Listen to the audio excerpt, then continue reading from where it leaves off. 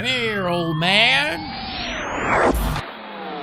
Welcome to the Mouthpiece, Part 2, Episode 3. Today, I don't know what the fuck we're going to talk about, but we're going to figure it out. And after we're done, we're going to have a special interview with Party Poker Ambassador Mike Sexton.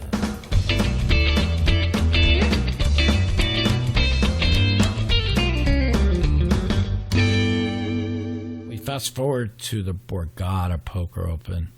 That was a pretty devastating tournament for me. I mean, Eugene Todd picked up ace-king against aces early at the final table, and against Horolibus, after the hand, he had a $25,000 chip left. We were playing like 40, 80,000. I had 2.9 million. After Horolibus won that pot, I moved to third in chips. It was pretty depressing. I mean, Roy Winston started the tournament with the chip lead. First place was 1.5 million. So this is back kind of in the heyday of poker. So this is a big tournament. After Eugene Todd, he took that $25,000 chip and somehow got all in, and won all three. And next thing you know, he had 550,000. I think we're up at, matter of fact, we were at 50 and 100,000 at the time. Just to give you an idea how shallow kind of the chips used to be back then. The chip leader had 6 million. I had 2.9, which is what, 29 big blinds. We're still playing six-handed. So, you know, that's just how it was back then. You didn't just go to a WPT final table with 150 big blinds like you do now.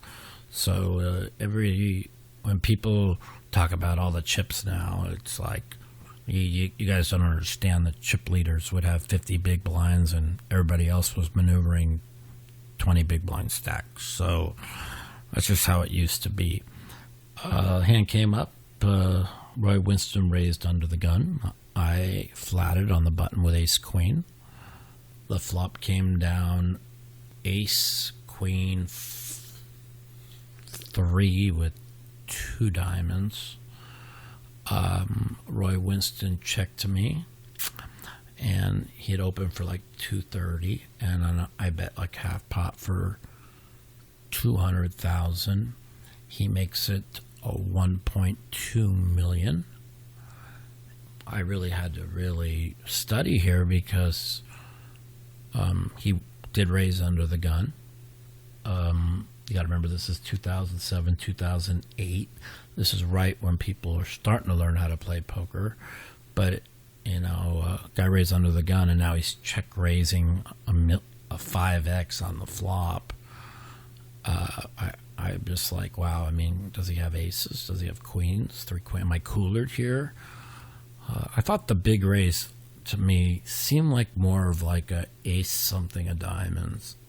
It's just what it felt like. I wasn't quite sure, but I just couldn't fold top 2 on an ace queen 3 board. I move in for the 2.9 million. He calls, and this is a massive pot. This is a 6 million chip pot. I think there's only about 15 million in play, and he turns over ace-7 of diamonds. Lo and behold, diamond on the turn, diamond on the river, and I end up finishing 6th and let Eugene Todd move up and pick up an extra 70,000. That was pretty devastating. I talked to Roy Winston many a times about this, like why he would want to play a big pot with me when he knows that and his answer was, you were the only one I was afraid of at the table, and I wanted to gamble to see if I can knock you out. Okay, fair deal, I guess. The sick part about this hand is when you look at you can all go back to YouTube and look at the TV coverage of the hand that I went broke here, where he hits the diamond. But one guy, I think it was Horolibus, who folded a 4-5 of diamonds pre-flop, and Eugene folded the 9-10 of diamonds. So both people folded 2 diamonds. So there was only 5 outs, and 2 of them hit the board, and 4 diamonds still at the board. So it was even worse beat than it even sounded like. That was my most disappointing final table I ever played at the World Poker Tour. Ended up getting $271,000 for that. Fast forward to the Foxwoods tournament in 2008-2009. It's the one Jonathan Little won. I remember this one pretty well because I went to the final table with short stack 20 big blinds, $871,000, but 20 big blinds for me is a lot. I mean, to other people it's not, but to me it's more than enough. So I had made a huge mistake earlier when we were 10-handed in the write-ups. I was trying to find the exact write-up, but the World Poker Tour is missing 30 hands, and during those 30 hands was, I'll never forget the hand. It was guy raised, I re-raised him, and he moved in. I had 2 10s, and normally I never re-raise with 2 10s. I just flat.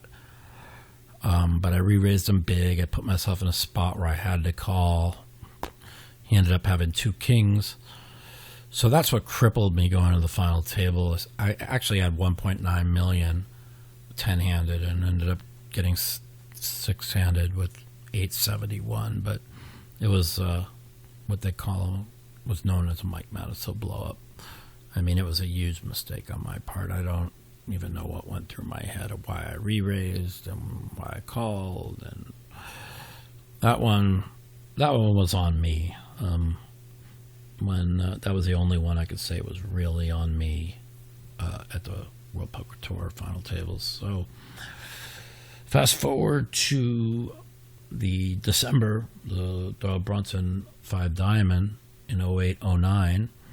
This was actually the last 5 Diamond I had played up until 2 years ago. I had not played one since.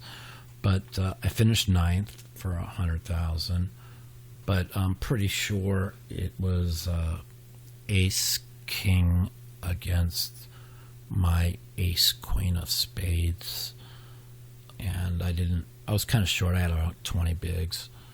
I ended up losing that there. I was actually pretty happy to get 9th for $100,000. I just never had any traction. I never had any chips in that tournament at all. Chino Ream ended up winning that tournament for $1.5 million. It was disappointing, you know. You had a shot, but I just never had traction in that tournament. So again, that was a pretty happy to get 9th in that tournament at the World Poker Tour. Let's fast forward to 2011.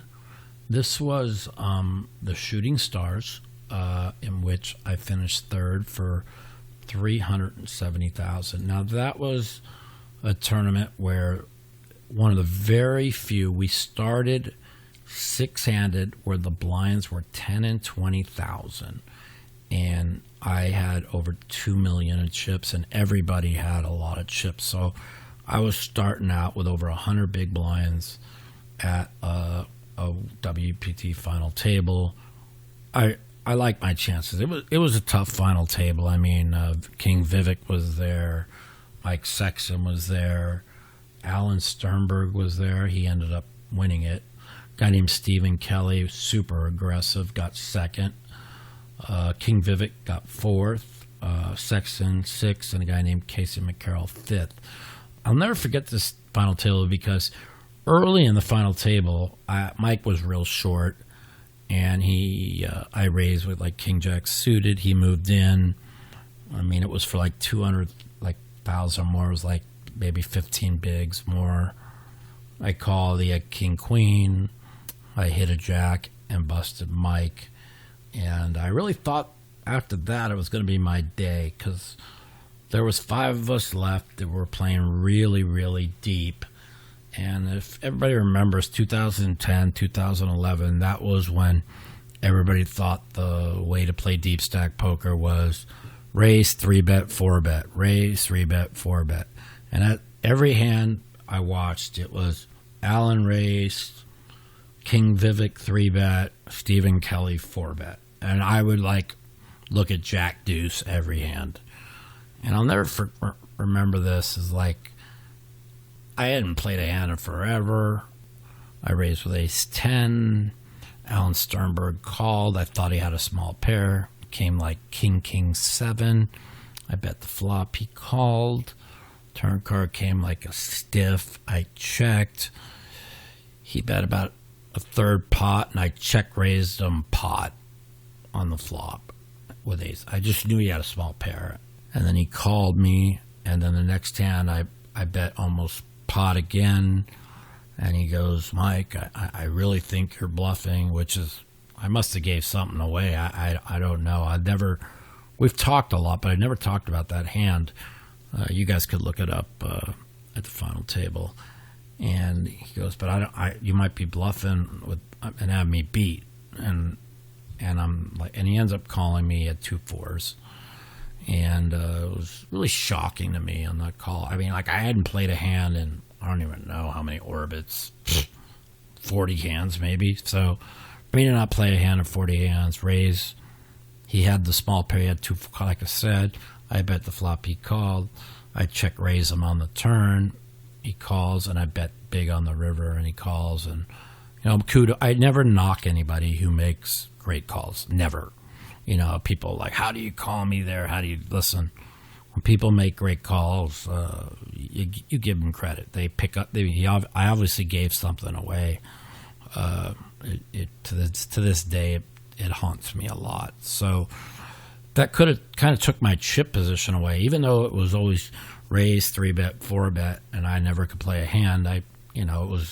We started off with the blinds 10 and 20,000, and now we're up to maybe 20, 40,000, and I was still sitting on over 2 million, so I had 50, 60 big blinds. So I was in no rush to, get involved with these guys. But it kind of hurt after that hand, and I bluffed off a lot of chips. But they consistently, after that hand, I think I had 800,000 left. They keep going at it. Raise, 3-bet, 4-bet, raise, 3-bet, 4-bet. I ended up getting down to about 400,000. King Vivek had about 4.9 million. The other guy had about 5 million. The other guy had about 6 million. And we were 4-handed at the time when the other guy had gone broke. I forgot how he went broke.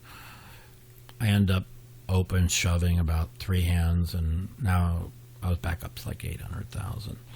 Meanwhile, them 3 just kept going at it, and I never was able to pick up a hand. So it's 100,000 around. They're going to war. To make a long story short, King Vivek found a way to get his money in. I forgot what the hand was, but pretty dead against Alan Sternberg. And he ends up going out, and now we're 3-handed. And I thought it was just ironic that I had played, I had one playable hand in 6 hours. Literally, if you go look at the tape of the Bay 101 2011 final table, I literally had one playable hand in 6 hours. And it was raise, 3-bet, 4-bet every single time to these guys. And I was just praying to pick up any ace 10 and just 5-bet shove these guys, because they never had shit. But I never even picked up 2 picture cards. It was pretty amazing. So now we're up to 80,000. We're playing 3-handed, and my image is so tight because I never had a playable hand. And Alan Sternberg would raise the button, and then now I decided to switch gears, and I was just moving all in dark. Pretend to look at my hand, but dark. And then he'd raise it to 200. I had moved all in. I never had a playable hand. And then small blind, they raise, I fold. Alan Sternberg raised the button again, 225, all in, right? Alan Sternberg raised the button again. The blinds had gone up 50 and 100 to 275, all in, all in, all in. And now I'm just I've been super hyper aggressive mode. I flipped the gear from super nitty to super aggro because and they have to think I have a hand because I didn't literally play a hand for 6 hours. So I had built my stack up to 2 million, and we're playing 50 and 100. So I'm up to 20 big blinds that Alan Sternberg raised. I moved in again. This time I had 7 deuce offsuit. And this is like the 6th time in a row I moved in. And I guess Alan got sick of me moving in on him when he opened, and he decided to take a stand with King Queen. It was pretty interesting. The flop came a queen, a deuce with 2 diamonds, come another diamond on the turn, and I had the 7 of diamonds. He had no diamond. So I could have won with a deuce 7 or queen, which would have got me to 4 million and put me like dead even with everybody 3-handed in chips. And I bricked the river, and I ended up going out 3rd. But I was really proud of myself for that 3rd place finish at the Bay 101. Because if you guys all go and look at the final table of the Bay 101 Shooting Stars, I never had a chance. I mean, I've never been that card dead in any tournament in my life. I never saw a pair. I never saw 2 picture cards. I never saw an ace. I never saw anything. And if you watch how crazy they all played, you'd be like, I was in a perfect position. All I had to do was just pick up anything. And I was 100 big blinds deep, and I just never was able to. But to get 3rd for 370,000, that was pretty good. You know, that was pretty much my history of World Poker Tour runs up until the WPT a month ago, the LAPC, where I finished 27th. A very disappointing 27th for 31,000. I started the day with 35 people left. I was 15th in chips. I have no problem telling people, you know, I've been really hurting for money since my injury. It just destroyed my life. So there's really no other way to look at it. It's I was zoned in. I was playing great, and you know, I told myself, you know, and I won a satellite for 1,000 in this tournament. So started the day 15th in chips, and hell, if I would have finished 15th, you know, it'd have been 52,000, and 52,000's, you know, it's a good chunk of change to get me back on my feet. With 57 big blinds starting the day at 2-hour levels, I had way bigger plans than 15th. I was 100% convinced the worst I was going to finish would be like the final table, which pays 100,000, and just that would have got me on my feet. Unfortunately, I had played one hand in 2 hours. We were, like I said, we were so deep. There was just no reason for me to even get involved with any hands. I had one of the chip leaders to my right, Zachinko, Andrei Zachinko, the Russian.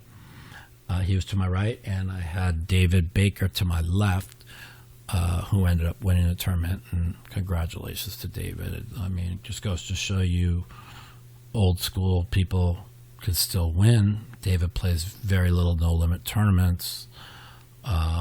He plays pretty much a lot like I do by feel, pretty tight. But he picks his spots, and see David win really meant a lot. I was real happy to see David win that tournament. But Zachinkov raised it. I re-raised. He made it 35,000. I re-raised him to 138 with 312 behind. He called, and at this point, I'm thinking he has 9s or 10s, maybe ace queen. I watched him call a re-raise with ace queen already 3 times, so it's very easy. Yes, ace queen. The flop came down 3, 4, 5 with 2 clubs. I had ace king, ace of clubs. He checks. I bet 135, and he moves me all in. And he started the hand with like 1.8 million. So I went in the tank for like 3 minutes. I used all my time banks, and I'm like, well, I mean, I just have to call here. I mean, I got to figure an ace, a king, or 2 running clubs are good, or a deuce. Because the fact that I bet the flop, I was priced in the call. There was 600,000 out there. I had like 190 left, and I had to figure I had 10 outs. I had to figure I had 4 deuces, 3 aces, 3 kings, and I could hit running clubs too. So I called, and somehow, some way, he has pocket 4s and flopped a set. Now, calling 135,000 re-raise with 2 4s out of position with a guy 300,000 behind is absolute, like, suicide. I mean, a set was never in my mind. There's like, I talked to like 20 different people. It's like, it's impossible he can have a set there. It's just, he can't.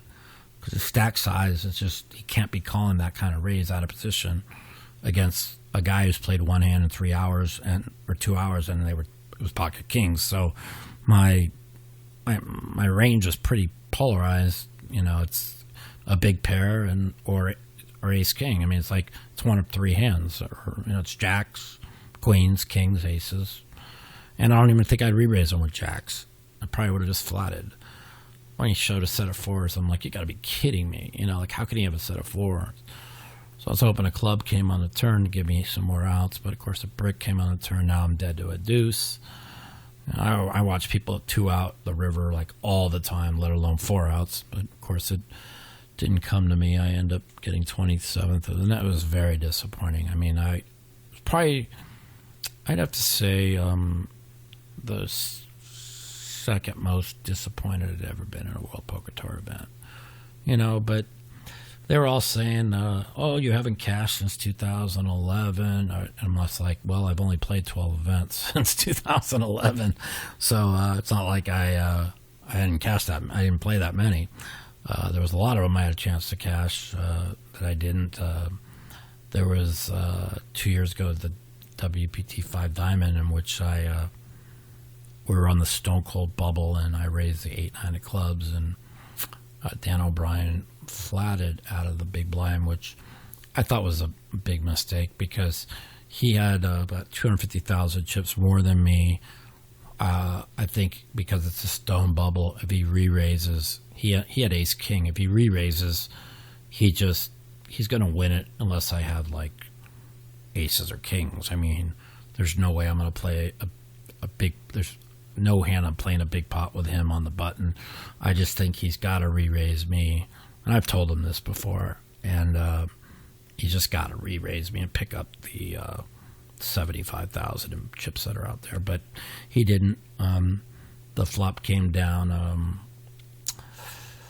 10 jack with 2 clubs, and he checked, and I bet about half pot. He called, and the turn card came a queen, and he checked, and I bet 3/4 pot, and he put me all in, and I called, and he showed me ace king, and I bricked the river, and I stone bubbled it. I mean, the stone bubble of the 5 diamonds 2 years ago at the World Poker Tour. So that was another one that I was deep in. That was kind of shocking that he turned over that hand. But those are all my runs and all my WPT events that I really remember. And I kind of analyzed pretty much all of them to you, what happened at the final table of all of them. And like I said, the one I finished 9th, 09, I never really had a chance. The one I finished 6th at the Fox was after blowing that big mistake, 10-handed with the 10s, kind of crippled me going to the final table. I ended up going broke with ace-jack versus 9s. I lost a flip to Jonathan Little, and that's how I went broke there. But anyways, that's my WPT adventures, and I bring all these WPT adventures up because we're about ready to bring on the king, the man who was the voice of the WPT for 15 years, my good friend, Mr. Mike Sexton. The Mouthpiece. Now it's my favorite part of the show where we take your phone calls here on the Mouthpiece. Welcome to the Mouthpiece. This is Mike. Who am I talking to? My name's Nick. Nick, what's going on, buddy? How you doing, Mike? I'm doing good. Question for you, buddy. You got it. I was going through some YouTube videos. I'm here working right now, Right. and I remember you and Sean Chacon got into a Yeah. a fun little moment at that World Series of Poker. Oh, that was great. Tell me about that moment when you thought he gave away the hand. Well, me and Sean are good friends, and we still are. Don't worry about it. We still are. But I had raised with like a 7 deuce offsuit, some dog shit hand. I raised. Little blow up. And the guy called, and Sean Chacon folded, and the flop came ace nine, and he slammed his fist down. So he gave away that he threw ace nine, or at least an ace. And so now I can't rep my hand. I end up bluffing off a bunch of chips to the guy, and I went crazy on Sean because he gave away my hand. I mean, if Sean had ace nine, what's the chance? And the other guy has like a weak ace. The chances are, what the other guy did. I mean, the chances are, what am I going to rep? And he fucked me up there, and I went crazy. Yeah, it was a great moment, though, man. It was great TV. It was real good TV, and it was legit TV. The thing is back then, TV was good. People like showed their emotion, talked a lot of shit, had fun, and now it's like, man, it's like not even fun to watch TV poker. It's like, yeah, you know what? That's what I was going to tell you. You made you guys were like characters, and I grew up watching you guys. Right. I appreciate all the antics, and I still go back and look at all those. And I find nothing exciting about these $100,000 buy-ins. Nothing. There's nothing to them. There's no entertainment value. There's nothing to even watch. It's ridiculous. Okay, first of all, in the real world, a $10,000 is so much money to 90% of the population of the world, if not more. Right. And what are they by making 100,000 buy-in? All they're doing is like spitting in the face of more people that don't have money, and say, look what I'm playing for. It doesn't do it doesn't change the needle, Right. It's not as much, and plus there's not much authenticity in, when you're playing for 10 grand or 5,000 buy-in, and where it's not really hurt you. There's just more. There'll be more emotion, more people having more fun, and what they're doing is they're playing for these ridiculous amount of money and nobody, when you're playing for that kind of money, you can't talk, you can't do anything, you have to focus, and all I think it's doing is hurting the game. But I don't think the high roller scene is going to last much longer, anyways. I know it won't. Well, not on TV at least. Yeah, and it's just I don't. They think more chips, bigger money, more ratings, but it's not. It's just not. Hey, let me ask you one more other question while I got you. Just be a couple more minutes. Sure. That one hand when you were on GSN High Stakes Poker, you took down Negrano for like a huge. Which one? Which one? Well, he got killed on it. The one when I had Kings full, or the one where I had Ace King of clubs. King's Four or something, but I remembered he talked a little shit though. He goes, "Well, you need something more than napkins to play, Mike." Yeah. And you kind of looked at him and you gave him a look, and that was kind of a needle. That was kind of a cheap shot right there. Well, what was pretty funny was, we take, me and Daniel are friends. We used to take shots at each other all the time. It was all in good faith. I mean, I thought it was time when maybe you were broke and you didn't have any dough, and he was just kind of giving it to you. No, I mean, it was funny. Is like everybody at the table knew I had Kings full, except for Daniel. I actually misplayed the hand by min raising him when he raised me, and I min re-raised him like an idiot. I gave my hand away. I'm like, what are you doing? But he still put all his chips in, like 100-something thousand. And I go, well, he did that a lot. He did that a lot on GS. I go, what do you think I had? Right? He goes, well, I don't know, Ace 9, Jack 9. I go, well, don't those beat 9, 10? Yeah. And you played like 3 hands and like 600. Right. I played like 3 hands. I'm like the second biggest winner on high stakes poker. And people are like, well, you ran really good or whatever. I go, no, I fucking never played a hand, and then I enter a hand, and I get paid every time. I mean, people wonder why I played so tight. Well, they all were trying to outplay each other on TV to look good. I don't know why, but... So you think it really changed the way people played hands? Oh, absolutely, absolutely. And they're like, what'd they think? Like, I raise under the gun and 5 people call. If it comes 8, 9, 10, do you think I'm losing another quarter with 2 aces? I mean, right. I don't understand what their thought process is, and I always I always kind of priced them out to call with small pairs. You know what I mean? Where there were if I re-raised, I would re-raise real big, to where they weren't getting at least 9-1 on their money or whatever to call. So and that's why when I doubled, I said, well, boys, it's nice playing with you. Have a nice day, and I took the 400,000 and quit. I doubled against Daniel twice. I get a kick out of watching those things. I still watch those, even though I've watched them 100 times. Man, it's still good entertainment. No, man. they were great. They were great. All the characters. Anyways, good luck this year, World Series of Poker, man. I hope you take one down. I will, and I appreciate it. Thank you so much, man. Take care. Anytime, Mike. Have a good one, brother. You got it. Bye.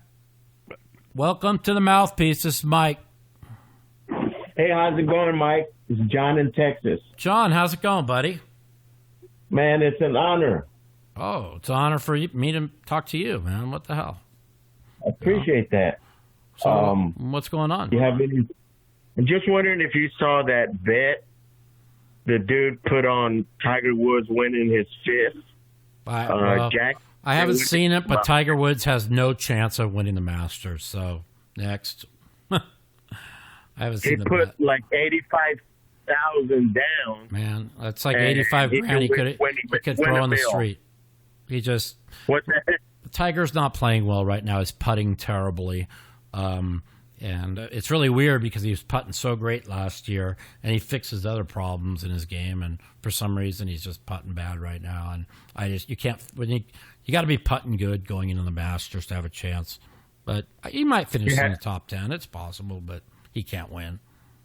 That's what I was thinking. He might finish up there, but I appreciate you calling. It was great talking to you, man. And we'll give me a call and enjoy listening to my podcast. Thank you, buddy. Okay. I appreciate it. Bye-bye. Sure. Bye. The Mouthpiece. If you'd like to take part in our phone call segment, you can give us a call at 702-329-0480. And if you're a snowflake or a pussy and you don't want to talk to me, you can email me at mouthpiecepodcast@gmail.com. Also, follow me at the Mouth Matiso on Twitter for times that our call-in segment will be live. Welcome back to the Mouthpiece. And now we're going to start part 2 of my interview with Party Poker Ambassador, my man, Mike Sexton. So I got some questions that was emailed in to me. I've got 3 for you, and I'm going to start out with this one. It says, what is your best Stu Unger story that no one really knows about? How good at Texas Hold'em was he really, and do you think he would be competing against the best players at the highest levels today? Well, I say it all the time, and I believe it with all my heart, that if Stu Unger would have been around when the World Poker Tour started back in the early 2000s, I truly believe he'd not only been the biggest star on the tour, that whoever would have been second would have been so far a distant second, it wouldn't even have been funny.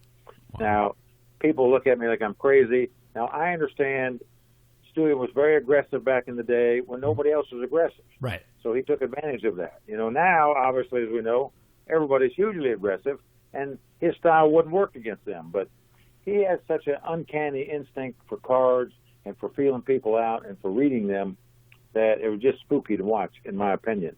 Wow. And, people ask me all the time, the main event's the big event of the year in the world, at the World Series of Poker, but it doesn't compare to like it used to be back in the 80s and 90s and 70s, because back then you basically had one $10,000 tournament a year. Right. So when you got knocked out of that, you were in total depression because it'd be another year before you get to play one. No shit. Now they got 25,000, 50,000, 10,000 every week somewhere you can play something. Right. So it's not that depressing anymore when you get knocked out of the main event, because there's always something else to play a week later. Oh, it's still depressing. It makes a big difference from yesteryear to this year. Oh, yeah. There's no comparison, in my opinion, in terms of depression being knocked out of the main event back in the old days as compared to today. But right. Having said that, I just truly believe that if Stewie were around today, we'd see who the king of poker was. I like what Billy Baxter said. And when he sees all these kids now with all these money and they all want to play sky high, he said, I just wish Stewie was still with us. We'd find out who the best player was, he said. Yeah, I'm going to... Because He puts Stewie up against any of them, I promise. I'm going to have Billy Baxter on either next week or the week after. He's going to tell some real fun stories because he's got the greatest stories. Nobody has better stories than this guy. Nobody. So in the poker world. they're going to be people when they tune in. It's either going to be next week or the week after. I'm hoping next week, and they're going to hear some stories that they're just going to be put a real smile on their face because nobody got stories like him. I agree. Trust me, he's got them. But my opinion of Stu Unger is I'm sure much higher than most, but I knew him better than most. Yeah, I know you did. And I saw some things that he did that were just sort of scary to watch. And truthfully, he played gin rummy twice as good as he played no limit hold'em. Wasn't even close. Yeah, I know. Back in the old days, when the poker room was at the Dunes Hotel, where the Bellagio now sits, and the poker room was there, and Johnny Most ran the poker room. All the top poker players would play gin rummy before the poker game started. So there'd be like 3 tables. There'd be like 4 or 5 gin games going on at these tables. And because back in those days, the casino didn't run the poker room. They were rented out. Johnny Moss rented it, and then Chip Reese took it over. But they just paid rent on the poker room, and they ran the room so you could play gin rummy. Nobody cared what you did on the side and turnover poker and all this. But anyway, back in those days, every high-stakes poker player, every one of them, from Doyle Brunson to Danny Robinson to Chip Reese to Amarillo Slim to Tommy Fisher to Billy Baxter, they were all phenomenal gin rummy players. Yeah, I staked. And Stu Unger came to town and played them all gin rummy, and he just mowed them down like they were just grass. I staked. And he started spotting them. He put them on 3 games at a time. He let them look at the bottom card on the deck, the bottom 2 cards on the deck, and finally nobody would play him anymore. And then he had to start playing poker, and he had to start at the 200 and 400 level, which is where he started playing. But I'm telling you, the way he mowed those guys down at gin rummy, and every one of them to a man would say, "There's nobody humanly possible that could play this game better than he does." You know, it's so funny you say that because I staked Danny Robinson against a couple people back in '99 in gin rummy, and I didn't really know him. Everybody just told me how he was, he was clean and he was off, because I guess he used to be on a lot of drugs before he got cleaned up, and he's really sharp, and you stake him, you couldn't lose, and I staked him twice. He won 26,000 once and 25,000 one time for me. And when you saying that Stu was so much better than him, I'm just like, wow. And I heard he was really good. Danny's the one that taught me how to play poker. We both grew up in Dayton, Ohio. Right. And he taught me how to play when I was 13 years old, and he had a paper out, and then he gave it to me. And I'd get up every morning at 4 o'clock and deliver papers for a couple hours. And back in those days, you went out and collected from your customers on a Friday night. So I'd work all week. I'd go out and collect from my customers. I'd come back, and there'd be Danny shuffling cards on my back porch and beat me out on my money that I made all week long. And he did it just week in and week out. And my mother wouldn't kick him out because everybody liked Danny. And she said, you can't play him. He's too good for you. He's too good for you. And then finally one week when I came in with my chin down on my chest and I lost my money again, she said, if you're so goddamn stupid to work all week long and then play him and lose all your money, you don't deserve to have anybody. And it was right at that point that I said, maybe she's right. I better give him up a little while. Somebody named Lee Adams from Indianapolis asked me to ask you if you still have family ties in Indianapolis because there's Caesars has a casino in Shelbyville. Are you aware of that? Yeah. I was born in Shelbyville, Indiana, which is 30 miles south of Indianapolis. Okay. And my dad lived in Indianapolis for like 40 years. And he taught ballroom dance classes all over the state of Indiana and the little towns around Indiana, and Bloomington and Seymour and Muncie and all these towns. And but my mother and my dad divorced when my brother and I were like 4 and 5, so we moved to Dayton, Ohio with my mother, but we'd go back every summer and Christmas to see our dad. But that was my ties to Indiana, that I was born there and lived there the first 4 or 5 years. But my dad and his second family, we remarried and had 4 more kids. They all grew up in Indianapolis, so we have ties to Indianapolis for sure. Cool. And the last question from Mark K. He says, in my opinion, the WP airing on the Travel Channel was actually responsible for the poker boom. Yes, Moneymaker was a great story, but the WPT aired week in and week out and created an excitement in a way it was telecast. It was a show that made players stars. I know the WPT led to my playing poker. Does Mike Sexton agree that the WPT played a larger role in the poker boom? And if not, does he at least agree that the WPT's first season was not given enough credit it deserved for the poker boom? No, I 1,000% agree. 1,000%. And I tell everybody everywhere I go, it was the World Poker Tour and television that created the poker explosion. Right. We actually were on television a couple months before Moneymaker won the main event of the World Series of Poker. I remember. And if you can ask the people at Mason Malmuth and Sklansky, guys that were selling books back then, they still once are. we started airing the show, their books went off the shelves, Right. but long before Moneymaker ever won his tournament. So they can attest that it was television and the World Poker Tour that created the poker explosion. Now, obviously, it was great that Moneymaker won, and we all love him, and we're happy he came around, and that he won. And online poker was just kicking in right about that time as well. So it was a combination of those three things. But truthfully, the main thing by far, television, the World Poker Tour, no question about it, was the primary reason for the explosion of poker. Yeah, I kind of agree with you. I tell the story of the Moneymaker in 2003, how me and Eric Seidel, we were eating on break at this little, I think it was Taiwan food, and I'm like, can you believe another goofball's going to win this tournament? He goes, Mike, if this guy wins the main event, you're going to be richer than you'd ever imagine, which I would have been, or I could have been if I didn't. Well, we don't want to go back that way, but he was right. Yeah, no, but I mean, let me tell your listeners that, because a lot of them know you as the mouth, Mattisau, and you're a big talker, and you're very opinionated, right, et cetera, et cetera. But I don't know that any of them really give you the credit on the green felt that you deserve. I mean, back in the 90s, we used to battle all the time, and back then, tournament players also played cash games. We played mostly cash games. Yeah, I mean, you played mostly cash games back in those days, and you just dominated the high-low split games and cash games back in those days, and people don't know that. And then you come around and think you won your first bracelet in '99, I saw, and, right. But because you had money from the cash games, you're the one that actually put Scotty Wynn in the satellite where he won the main event in 1998. I told you got half of that, and then you were sailing, and you actually had two good chances to win the main event yourself. I know back in '01, where you finished in sixth place, you got bluffed out by Carlos Mortensen. And I knew he was bluffing too. or you'd have won that tournament. I'm convinced of it. Yeah. And then you were back again in '05 at the final table again. That's just incredible because the numbers were huge back in those days. Yeah. And people just don't realize $9.5 million in tournament poker is pretty strong. And especially when nobody knew how to play. People don't give you the credit on the felt other than us old guys that were around when you first started. So, well, I appreciate that, Mike. And I've had 5 chances to win a World Poker Tour event, and I know, like, when you guys are doing the announcing, that you guys have to try and not be partisan, but I know deep down that you and Vince were pulling for me every time, and your hearts fell as bad as mine fell except when the time I we were at the same final table in San Jose, and you knocked me out. The only hand I won at that final table, by the way.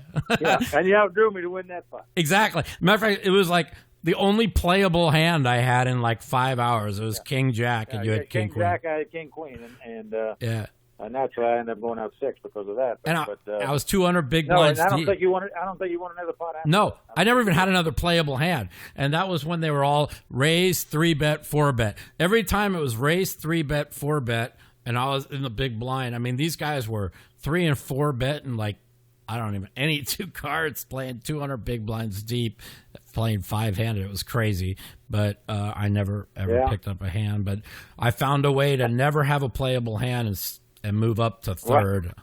Because King Vivek had like 4 million, and I had like 200,000. King Vivek found a way to get like fourth. Remember that? But he's a hell of a player. Well, it's going to come. Hey, look, I won a World Poker Tour event, so there's hope for everybody. That's what I tell everyone. Absolutely, So, I'm really looking forward to hopefully good things for you with Party, and I'll keep calling you to put me on as a sponsor. I'll keep calling Mike. All right, well, I'm ready to do some streaming for Party. So Eventually, Yeah. you'll As you know, party poker, of course, is mostly outside the U.S. Yep. You know, and it's unfortunate we don't have online poker back in the States. It's obviously, ridiculous. But, you know, party poker is just moving on globally and doing very well here. And You know, I'm gonna. business has gone up, but they're really working right hard and have been on cleaning up the site with no HUDs and no bogus accounts and all that for the good of the players. And our goal is to have the safest and most fair online site as possible.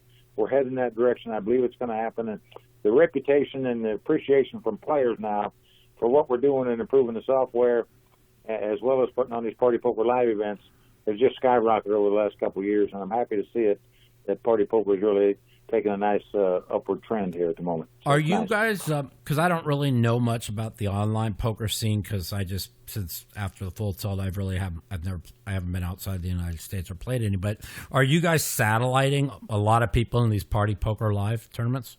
Yes, we are. Yeah, Yes, we are. And obviously, the primary reason for the Party Poker Live tour, and they put out these mammoth guarantees that nobody else in the world puts out except the Millions Tour, where you guarantee $5 million and $10 million in poker tournaments. Nobody does that. Right. But Party Poker Live has done it, and it's worked out well. We've missed a few hundred guarantees. We missed it by 600,000 in South America, but that was just not the right climate to put that kind of guarantee on. But even with that, hopefully business will grow where we'll make up for it, and that's the purpose of having these live events.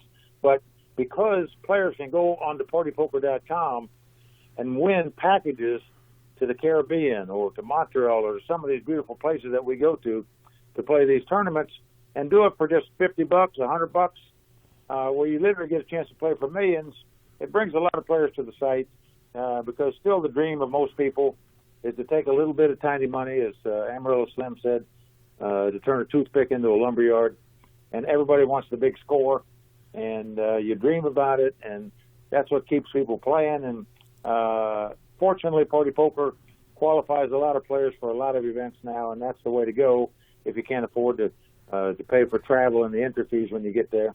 And most people can't do that, so you do have to win online packages, and it can be done. And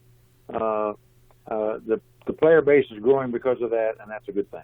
Yeah, and what people don't understand too, and I'm glad you brought that up, is when we started this whole thing from television poker, from the beginning of the World Poker Tour to where it is to now, it was always, we got to satellite people in. We want to give, it wasn't about, let's see what pro can play the next best pro who can play the next best. It was always, let's get 500 people satellited into a tournament and give all the pros, the better chance to make money, or give the satellite person, like a moneymaker or people on your site that that turn 100 into a $10,000 package or whatever, the chance to turn, like you said, a toothpick into a lumberyard. And that's what the dream's all about. And it seems like a lot of these casinos in United States and all over have gotten away from from these satellites. I mean, I don't understand why they don't run satellites year round,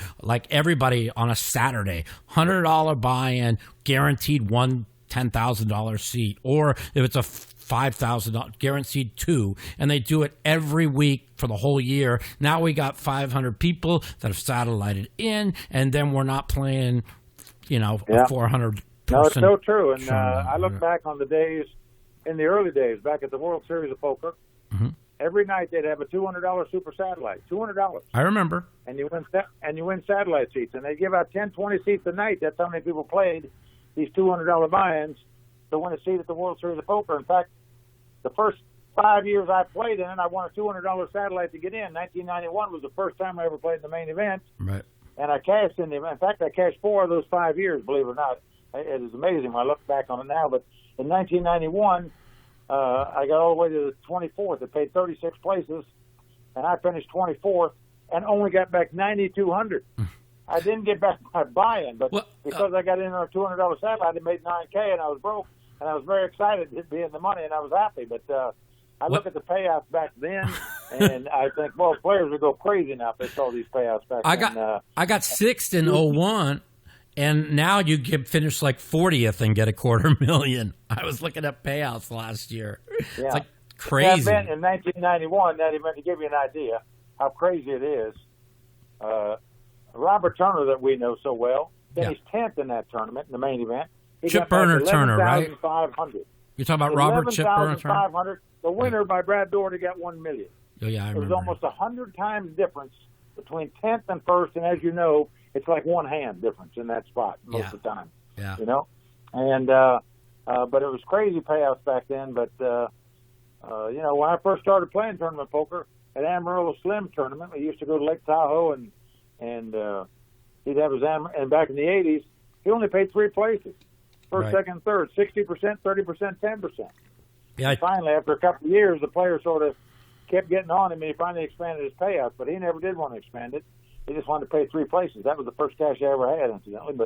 But you know, I will say now, at least on the Millions Tour that we're involved with, if you cash, you get double the buy-in at least. So that's a good thing. And you know, I really wish there was I understand like the main event at the World Series flattening the payout because there's so much money involved, and I think it's good in that event. Yes, I agree. But the 15% and all these other events and the 15% in the 10K mixed game events that have 100 people, I just 10%'s enough. You know, I don't think they should, but we know why that they're taking 15%. They want more people to cash, to more people to play another tournament, and you know it's a business and everything. Well, yeah. No, from a business point of view, they're doing 1,000% the right thing. Yeah, but for the poker economy, I can't argue with them. I tell you the truth. I expand the payouts just like they do.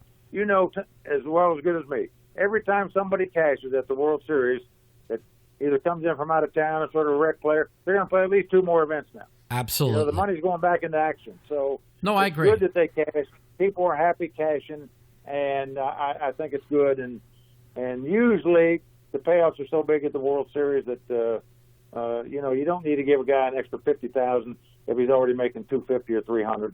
Right. And it's good to spread it out. I think they're doing the right thing in that regard at the World Series of Poker for sure. Well, in the main event, yeah. I just think in some of the small, in like I just would, since most of the 10K mix are you know, all the pros. I just would like this 10%. I don't think we need to pay 15%, but you know, I want to be in a spot where, you know, if you make a score, you make money, and except for like the main event at the World Series, I just don't. I mean, as a business point, I understand it, but as for the poker economy, we can't choke the poker economy if we're not getting the satellite winners in from different tours or then we need to get money in somewhere, and that's really kind of my opinion. I mean, most poker players, you know, obviously a lot of them play because of the bracelet, but in truth, most poker players play a tournament to make a score, so they don't have to grind as much. Correct. If you win 300, 500,000, one of those $1 million scores, I mean, your whole life changes, and that's what people play tournaments for, is to make the big score, so you don't have to grind out all your life, and you can get on easy street just a little bit, you know, and it does make a difference, and believe me, you know, I know the frustration of tournament poker better than anybody in the world. I know how tough it is to take the bad beats and even play perfect. Whether you make a mistake, where you chastise yourself, or you get a bad beat, when you get knocked out, it doesn't matter. You're depressed. Yeah, and it's sad. And even if you all get those second, bad beats put together, one win makes up for all of it. I can tell you. No, it does. It does. I tell people all the time, and I don't play tournament poker anymore because full time I play the World Series and I play a couple other events because I'm really against the re-entry. I think that tournament poker. Yeah, but you've always been against it, and I admired you for that. And I don't know. Poker, I'm like you. It should be equal for everybody. I don't care if you spent your last dime to get in the tournament or you're a billionaire. Everybody should have the equal opportunity to win, and they don't when it's a rebuy tournament. Thank you, and that's what I've been preaching to everybody for the good of poker, for poker to last. You have to bring in the people that just play for fun, people that win satellites. They want it to be equal. They don't want them to have to start at noon and other people buy in on day 2 with 40 big blinds when they played a whole other day. And I just think the re-entries should be gone, and well, except for the World Series, because there's so many events that could buying in 6 levels is enough. But like other tournaments around the globe, you know, if you don't buy in by like If it starts at noon, you're not there by 1, you don't get in the tournament. And I promise you, you've been there, you've seen it. They all will show up. That's the way it used to be at the World Series of Poker. Yeah, If you weren't there by noon on the first starting day, you didn't get in the tournament, period. Nope. And everybody was there, just like you said. Everybody was there. Every time you put on them to be there, to be in, they'll be there. Doesn't matter what time it is. And it's something with my podcast I'm going to really stress a lot about, keeping the playing field equal for the guy that wins a satellite or the businessman that just wants to enjoy one tournament a year. You can't put it where there's re-entries and you got to knock out Justin Bonomo 10 times or Daniel 5 times. Or you can't. No, I agree. Knocking those guys out all those times are tough. But if you were running the World Series and when guys are going out and paying the entry fees again to get back in again, and the prize pools are bigger, and it looks better for the bottom line when you're giving out an $800,000 first prize instead of $500, it makes a difference. And I see both sides of the fence. I really do. I see the business side where they make so much more money, but I also realize that bracelets are to be coveted, and they should be on an equal basis, and everybody should have a fair chance to get one. And in all the rebuy tournaments, they don't have a fair chance. You remember when if you only got one bullet, you don't have a fair chance. I actually won the last rebuy tournament they had in 2008, the Deuce to 7 No Limit, where I was in for one bullet and everybody else was in like 100,000. I won 586,000, and I remember that was a 5K buy-in. 5K for the first time, right? And I think they'd have a bigger prize pool if they went back to a 5K. Well, that's the only one I really believe it should go unlimited re-entries the first 4 levels, for 5K, right. And that one, it's just because that tournament is meant to have a rebuy. It just is. I don't know how to explain it. It just is. But the rest of them really aren't. It certainly is, and that event honestly was almost on equal par to the main event of the World Series right back in the 70s. The 10K Deuce to 7. It's the only other event that was a 10K buy-in for years and years and years, and people don't realize. I mean, think about it. The World Series started in 69 and 1970 at Binion's in Las Vegas in 1970, and it was a 10,000 buy-in for the main event. It's still a 10,000 buy-in, but they didn't have a bigger buy-in at the World Series of Poker until 2006 when they put in the $50,000 Players Championship. Correct. That's the first time they had a buy-in over 10,000 in all those years. Right. And now they get $1 million buy-ins, 100,000s, 50,000s. They got them all now, but back then, and for many, many years, it was only 10K was the biggest. It was the Deuce of 7 and the main event. That was it. Yeah, I told people there was when my first no limit tournament I played in '99 was a 30. They had 2 no limit tournaments. They had the 3,500 and the 10K, and that was it. There was 2 from when I first started till maybe. And you won the 3,500. I did. It was the first no limit tournament I ever played. Yeah. But I spent years studying before I decided to jump in that event. And the guy that gave me all the chips, I said this story many times, at that final table ended up winning the World Series that year, Noel Furlong, the Irishman, and he was really aggressive. Yeah. It was kind of interesting. They all think Gus Hansen and Ms. Rocky and Phil Ivey and Stu Unger, they think those guys are aggressive. Let me tell you, they can't shine shoes of Noel Furlong. Nobody. That guy he made me look crazy, and I was super aggressive. And here's a trivia question for your listeners. Who was the last person in the world to win the main event of the World Series of Poker that was over 40 years old? That's a good question. Probably Noel Furlong. And the answer is Noel Furlong. There you go. You have to go back 20 years to find somebody over 40 years old that's won the main event. So if people don't think playing 7, 8, 9, 10 days in a row is strong, just look at the young. They're the ones that are getting there. Well, that's what I said on my broadcast the other last week. Is I'd like to see it go like when I had Matt Savage on for interview, and I was saying I'd love to see the main event start noon till 8:30 and no dinner break, and just do that. I'd rather see that for 10 days than for 8 days. Plus, it's just the dealers don't have to kill themselves as much, and I just don't want to see it an endurance contest. I want to see. I'd love to see it too. Obviously, we know old people would like to see it, but I'd like to see it myself. But you're going to have to take out some limits if you did that, and some levels. And that'll piss off a lot of people if you take out levels of the main event. I'm not so sure. I'd vote for it. You might have to just add 2, maybe 3 extra days, but everybody be getting off early, so they wouldn't mind working the extra days. And it's really the same. The only difference is it'll be easier on the dealers, easier on the floor staff, easier on everything. Really, I don't. But a couple of years ago, a 59-year-old and a 74-year-old got to the final table, so that gives look, it can happen. That gives us hope, Mikey. It was about 5 years ago. For a period of about 6 years, I bet all the young guys, they laid me 10-1 that nobody over 40 won the main event.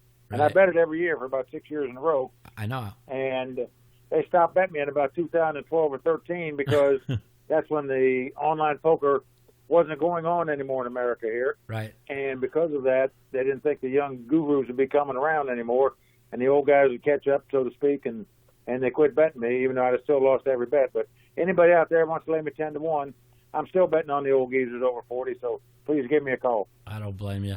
All right, Mike. Well, this has been an awesome interview. I'm really glad you called in my show, and I'm glad we've been great friends over the years, and you've been a great ambassador for poker, and you know how much I care about poker. People don't know about how much I care about poker, and when I say these things about what's equaling out the playing field and it's not for me personally.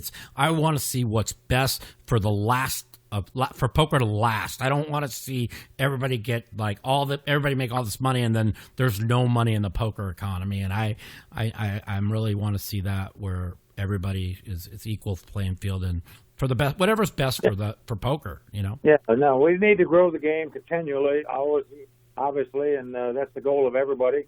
It should be the goal of every poker pro. It should be the goal of every casino, of every poker room, because for everybody to continue to make a living and play poker for a living, we need new players that come into the game. There's always a decrease in players because they either go broke or they find something else to do. So you always have to find new players to continue to grow the game, and obviously making games friendly and fun to play in. Make poker fun again. That's and tournaments. All these things we believe would make poker better. That's all. Yeah, that's what I try, especially on day one of an event where you're with the stacks so deep now. You could the first 2-3 levels. I try and really have fun with recreational players and make them feel happy. And this is where Daniel was talking about on Twitter the other day is you got to make people happy at the poker table, because if not, they're just not going to come back. They just don't want to play with pros with their headsets on, and their sunglasses and their headphones, and they just don't. And business people don't need it. Yeah, they have don't. Money. They have plenty of money. They don't need to play poker. They play for recreation, to enjoy the social atmosphere of the game, and they have fun playing. Right. And if they lose but have a good time, they're coming back tomorrow. Right. Whereas if they lose and don't have a good time, they might not come back tomorrow. Yeah. It's just simple. It's just poker 101 to me. I mean, it's just so simple for everybody to understand, but some people don't.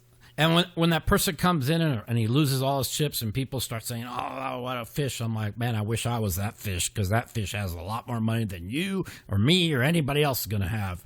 And they just don't get it. So, you got to treat them, with respect. You got to make them always feel like they're welcome at the table. You always, if they make a bad play and they ask you about should I have done something different, you don't tell them everything, but you say, well, maybe you could have done this or that, and you make them feel happy, and that's what I try and do, at least. So correct. I mean, you've always been good at it. We are, and we're smart enough guys, and most people should be, but some aren't. That if you get a live one in the game, so to speak, and he loses all his money, and before he gets out of the poker room, the game breaks up. Oh, you got to let the guy go. You can't. You can't. It's one of my biggest pet peeves when people do that. There's just certain things that you just don't do. You don't criticize how a guy played a hand, whether he wins a pot or loses it. Right. You don't criticize him how he plays. You're nice to him. You make him have fun. There's just certain things that you should never, ever, ever do.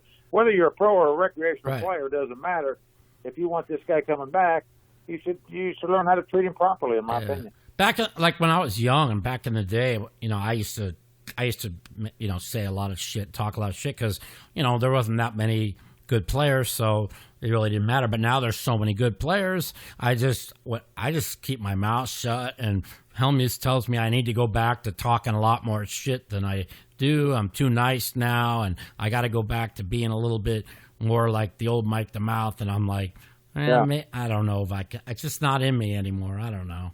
Well, I don't know either, but I know that this interview has been very nice and very calm, and I was expecting questions that would blow me out of the water here, maybe. And on the cusp of things like, what'd you think of this? What'd you think of that? What about the awards? Who do you think the best players? All this. But I appreciate it. It's been great. I've thoroughly enjoyed it, and I'll come on your show anytime, Mike. That's for sure, because you're an old school guy. You're a guy that had plenty of money. That's a great player that went broke again. That's going to get back on top again, and I appreciate guys that have been up at the top of the mountain and gone back down and get humble again and recognize their mistakes and hopefully don't make them again. I won't make them again I'll get back on top, and I won't make them again. And it's good that people listen to this show and they'll learn.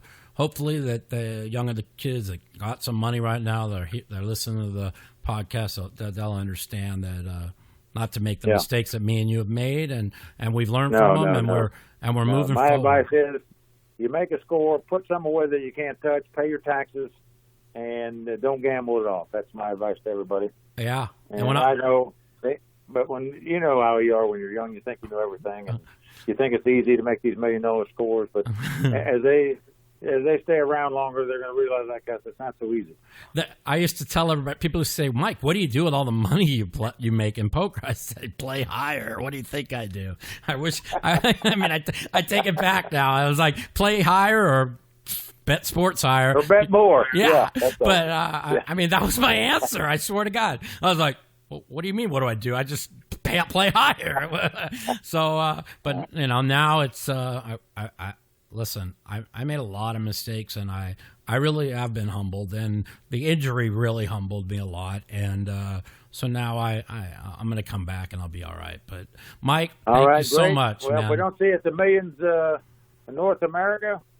In Canada, which takes place May 5th to 17th, May 16th to 27th at the Playground Poker Club in Montreal. If you've never been up there, folks, you need to get up there. They run a poker room better than anybody I've ever seen. I can tell you. Yeah, I've never been to that tournament. So top to bottom, best dealers in the world, and obviously the main event, the $5 million guaranteed prize pool. So, and there are a lot of satellite winners that play that tournament. So, if that's what you're looking for, take a trip to Montreal in May before the World Series. It'll give you a nice warm up. You can chop out $1 million before the World Series comes up. Shit, you chop out $1 million, you might not go to the World Series. The Mouthpiece. I hope you enjoyed the Mouthpiece this week. Tune in next week for episode 4 of the Mouthpiece. The Mouthpiece.